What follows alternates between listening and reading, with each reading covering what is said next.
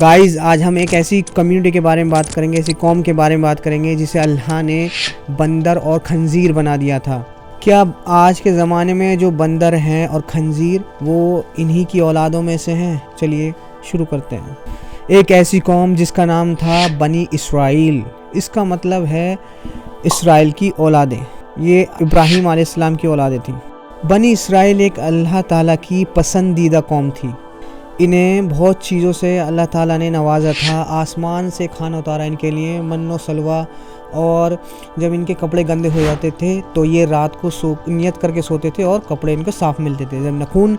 جب نخون بڑھ جاتے تھے تو یہ اپنے نیت کر کے سوتے تھے تو ان کے نخون صبح آٹومیٹکلی کٹ ہوئے ان کو ملتے تھے۔ اتنی ساری چیزوں سے اللہ تعالیٰ نے نوازا تھا، مگر دھیرے دھیرے اس قوم نے جو ہے فتنہ فساد پھیلانا اسٹارٹ کر دیا اور کتابوں میں پھیر بدل کرنا اسٹارٹ کر دیا، یہاں تک کہ انہوں نے کچھ انبیاء کا بھی قتل کر دیا تھا۔ اللہ تعالیٰ نے انہیں 40 سال تک سرائے سینہ ایجپٹ میں بھٹکائے رکھا تھا کیونکہ انہوں نے فلسطین میں جہاد کرنے سے منع کر دیا تھا۔ یہ ایک الگ اسٹوری ہے، انشاءاللہ بنی اسرائیل کے بارے میں ہم ایک الگ سیپریٹ ویڈیو میں بات کریں گے۔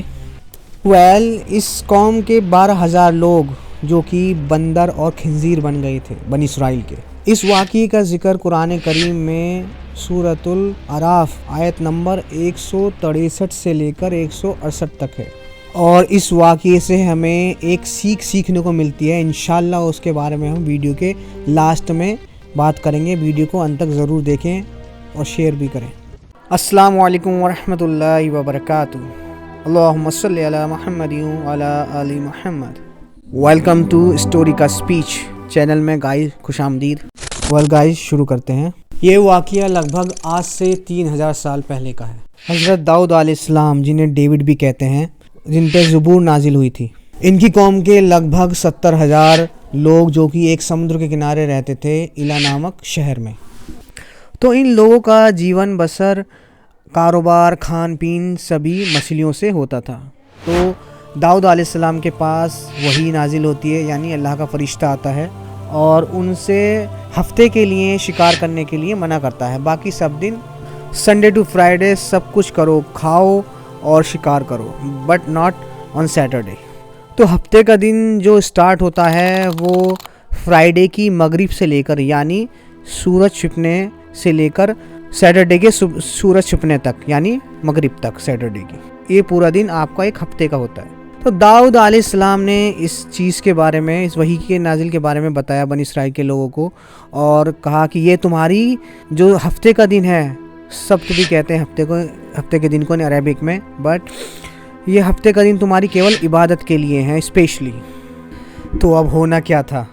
یہ آزمائش تھی اللہ کی طرف سے، بہت بڑی آزمائش تھی۔ ہفتے کے دن مچھلیاں کناروں پہ آ جاتی تھی بہت بڑی تعداد میں، اور ان کے سامنے وہ اچھلتی تھی، یعنی کہ انہیں چڑھاتی تھی وہ ایک طرح سے۔ باقی دن میں ان مچھلیاں ان کے ہاتھ میں نہیں آتی تھیں۔ اس بات کو لے کر وہ بہت پریشان ہو گئے تھے کہ یار ہفتے کے دن مچھلیاں آتی ہیں، باقی دن مچھلیاں نہیں آتی، جس دن ہماری آزمائش کا دن ہے۔ تو اس طرح مچھلیاں آتی تھی کہ کوئی بھی جا کر انہیں ہاتھ سے پکڑ لے گا ایزیلی۔ تو آگے اب کیا ہونا ہے؟ ہونا یہی ہے جو اللہ کو منظور ہے۔ اب ان سے رہا نہیں گیا یہ چیز دیکھ کر بھائی تو لگ بھگ 12,000 کا ایک گروپ، اس میں یہ تین گروپ میں تقسیم ہو گئے تھے، مطلب سیپریٹ ہو گئے تھے 3 گروپ میں۔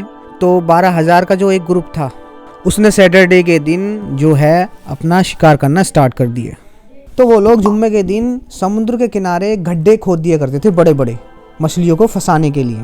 وہ سوچتے تھے کہ یار مچھلی کھانے سے، شکار کرنے سے منع کرا ہے، کھانے سے منع نہیں کرا۔ اور سنڈے کے دن وہ مچھلیوں کو جو اس میں آ جاتی تھی، پھنس جاتی تھی اس میں مچھلیاں، انہیں نکال لیتے تھے۔ کان سیدھا پکڑو یا پیچھے سے گھما کے پکڑا جانا کان ہی ہے۔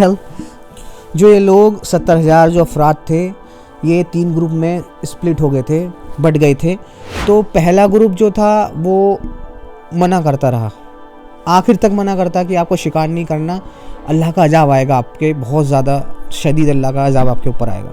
بہرحال انہوں نے نافرمانی کرنی سٹارٹ کر دی اللہ کی۔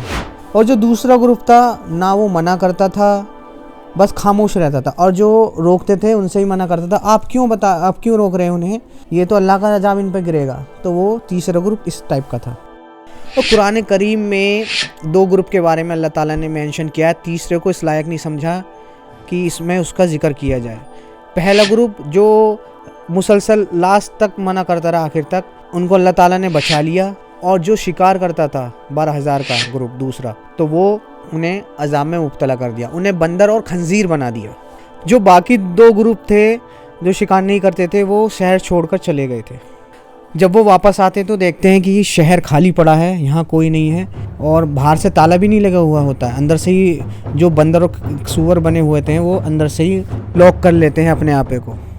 تو وہ گروپ کے لوگ اوپر چڑھتے ہیں سیڑھیوں سے ان کی چھتوں پر، جب اندر دیکھتے ہیں تو حیران ہو جاتے ہیں۔ جو ان کے چہرے ہوتے ہیں فیسز، وہ بندر اور سور یعنی خنزیر میں تبدیل ہوئے ہوتے ہیں۔ وہ تو اپنے رشتہ داروں کو پہچانتے ہیں تو وہ ان سے جا کے گلے لگ جاتے ہیں اور رونے لگتے ہیں۔ تو وہ بنا کچھ کھائے پیے 3 دن اسی حالت میں رہتے ہیں، اور پھر سب کے سب وہ 12,000 جو افراد یعنی لوگ ہوتے ہیں وہ مر جاتے ہیں۔